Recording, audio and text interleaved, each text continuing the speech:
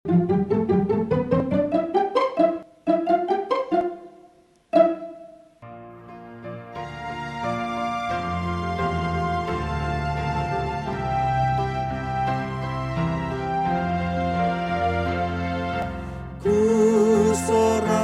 pada Yesus seluruhnya hidupku, pikiran dan perbuatanku, dan semua waktuku. Ku serahkan pada Yesus seluruhnya diriku. Ku serahkan pada Yesus seluruhnya hidupku.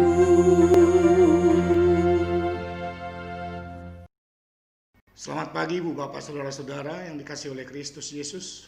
Kita bertemu kembali dalam pembacaan renungan harian kita pada hari Selasa tanggal 10 November 2020. Kasih karunia dan damai sejahtera yang daripada Allah Bapa menyertai kamu sekalian. Amin. Firman Tuhan yang disampaikan kepada kita menjadi renungan satu hari ini tertulis dalam surat Rasul Paulus kepada jemaat di Efesus pasal 4 ayat 32, demikian bunyinya. Tetapi hendaklah kamu ramah seorang terhadap yang lain, penuh kasih mesra dan saling mengampuni, sebagaimana Allah di dalam Kristus telah mengampuni kamu.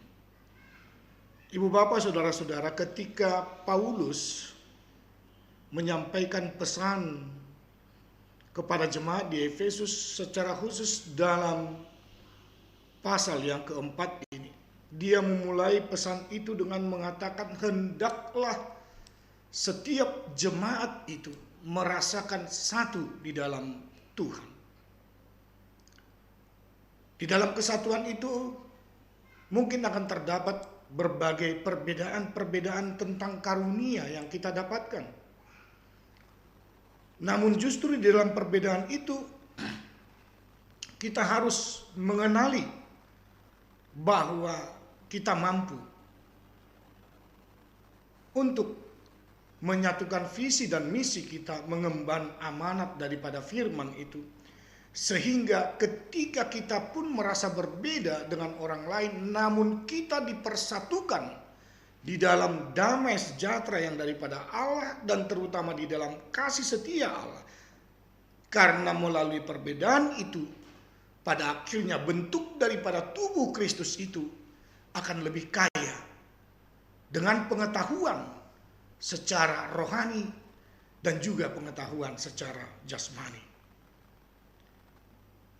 Dan pada perikop yang kedua, Paulus mengingatkan ketika kita telah memakai setiap karunia yang kita miliki walaupun berbeda dengan saudara-saudara kita yang sama-sama menjadi anggota tubuh Kristus itu, kita harus memakai dan menjadi manusia yang baru. Bukan berarti kita harus dilahirkan kembali menjadi manusia baru.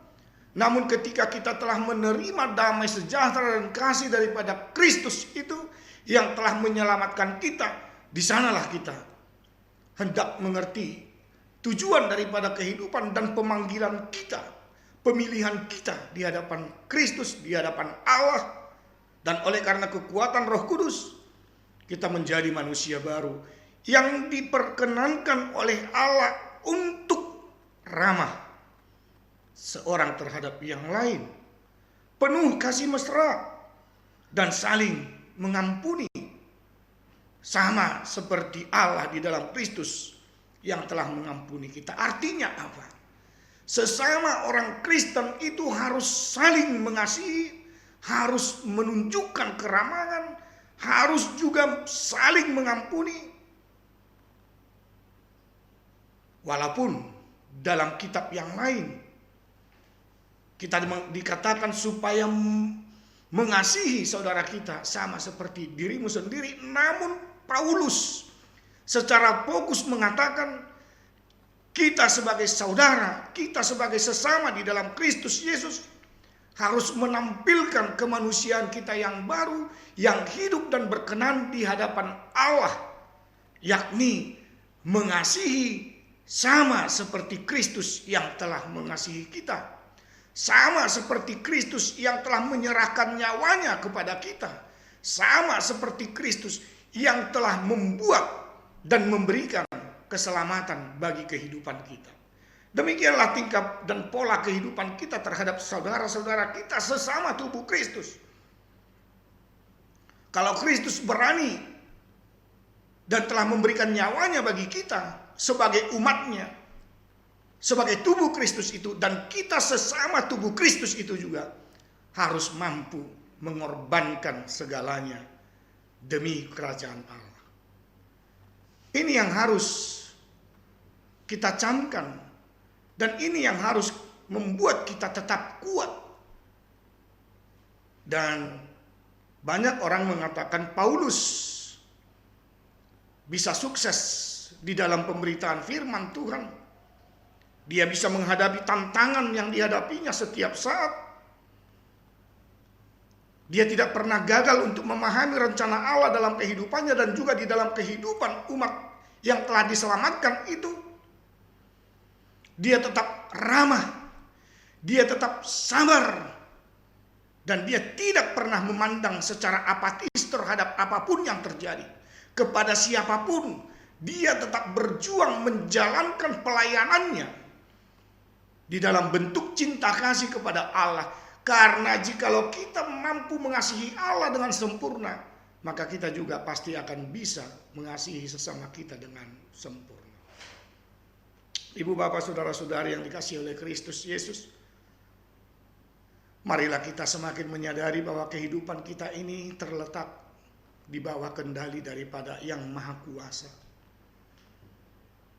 Jadikanlah kemahakuasaan Tuhan itu menjadi pelita dalam kehidupanmu.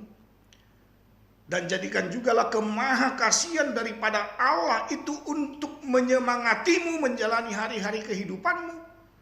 Dan untuk melayani seorang dengan yang lain. Serta takut di dalam Tuhan. Tidak hanya sebatas memberitakan Injil, berkata-kata tentang firman Tuhan.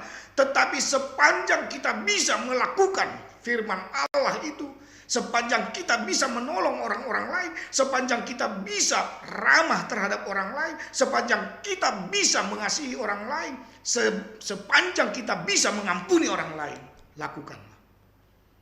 Dan saya juga akan mengingatkan kita seluruhnya, ibu, bapak, saudara-saudara, jangan hidup sebagai pendendam, tidak ada gunanya. Karena melalui firman Tuhan yang mengingatkan kita saat ini, ketika kita telah menerima pengampunan, kita juga harus mengampuni. Karena setiap orang yang tidak mau mengampuni saudaranya yang lain, menurut firman Tuhan, dan menurut apa yang saya yakini, ibu, bapak, saudara-saudara, jikalau engkau tidak mau mengampuni saudara-saudaramu, maka kamu juga tidak layak masuk ke dalam kerajaan surga. Ingat itu. Justru di dalam pengampunan daripada Allah Bapa di dalam Kristus itu jugalah kita menjadi pewaris kerajaan surga itu. Terlebih-lebih kita harus semakin menyadari hidup kita ini tidak ada apa-apanya kalau tidak karena kasih setia daripada Tuhan dan pengampunan daripada Tuhan. Hidup kita juga tidak ada apa-apanya jikalau tidak ada providenti atau pemeliharaan Tuhan atas kehidupan kita. Nyata-nyatanya sekarang ini banyak orang yang ketakutan, banyak yang telah menjadi korban oleh karena pandemi COVID-19 ini. Banyak hal-hal yang ditunda, banyak hal-hal yang tidak bisa kita lakukan juga saat ini. Oleh karena itu, tetaplah bersikukuh untuk tetap hidup bersama-sama di dalam panggilan Kristus sebagai sesama anggota tubuh Kristus itu. Hiduplah saling mengasihi, ramah terhadap seorang dengan yang lain. Saling tolong menolong, dan ampunilah sesamamu. Sama seperti kita mengatakan, ampunilah kesalahan kami, sama seperti kami mengampuni orang yang bersalah kepada kami. Demikianlah kita membuka hati dan pikiran serta iman kita juga, ibu bapak saudara-saudara, untuk mengampuni. Oleh karena itu, tetaplah semangat di dalam setiap pekerjaan dan pelayanan serta karya-karyamu. Tetaplah rajin di dalam belajarmu, adik-adik kami, anak-anak kami, di bangku sekolah dan di bangku perkuliahan. Mintalah pertolongan dan pengasihan Allah supaya engkau semakin mengerti tentang mata pelajaran. Walaupun kadang-kadang susah untuk bertanya ya saat ini karena pembelajaran jarak jauh. Tapi gunakanlah kesempatan itu. Tuhan juga masih mengasihi kita, masih memberi kesempatan bagi kita untuk belajar walaupun melalui virtual. Dan tetaplah pelihara damai sejahtera dan kasih yang daripada Tuhan memelihara hati dan pikiran. Salam sehat, salam sejahtera. Amin, kita berdoa. Terima kasih Bapa di sorga.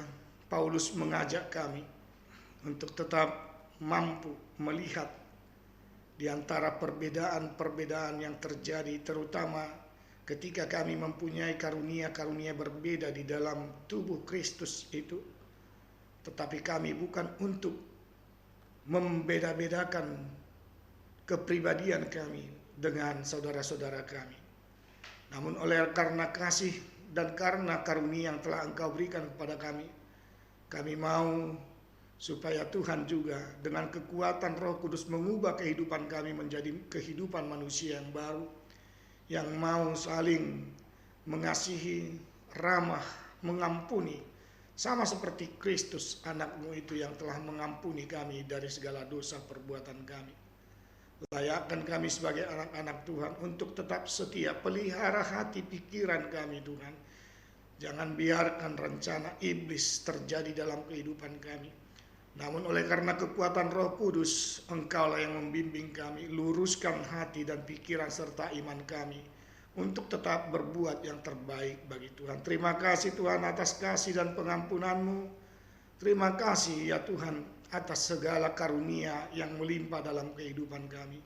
Sertai kami sepanjang kehidupan kami di dunia ini, sehingga kami merasakan damai sejahtera hingga pada akhirnya kami akan Tuhan perbolehkan memasuki pintu kerajaan Allah. Dalam Kristus Yesus kami telah berdoa. Engkaulah yang memberkati seluruh jemaat Tuhan, baik yang kecil hingga kepada orang tua kami yang telah lansia. Engkau yang memberkati setiap warga jemaat-Mu di dalam melaksanakan tugas pelayanan, pekerjaan, dan pembelajaran yang sedang kami alami dan kami lakukan saat ini. Kami serahkan hidup kami kepada tangan-Mu. Satu hari ini, Tuhanlah yang menyertai kami, supaya kami juga bisa mengakhiri hari ini di dalam Tuhan. Terpuji-pujilah nama-Mu yang agung dan mulia itu dalam Kristus Yesus. Amin. Anugerah Tuhan kita Yesus Kristus, kasih setialah Bapa, dan persekutuan dengan Roh Kudus menyertai kita sekalian. Amin.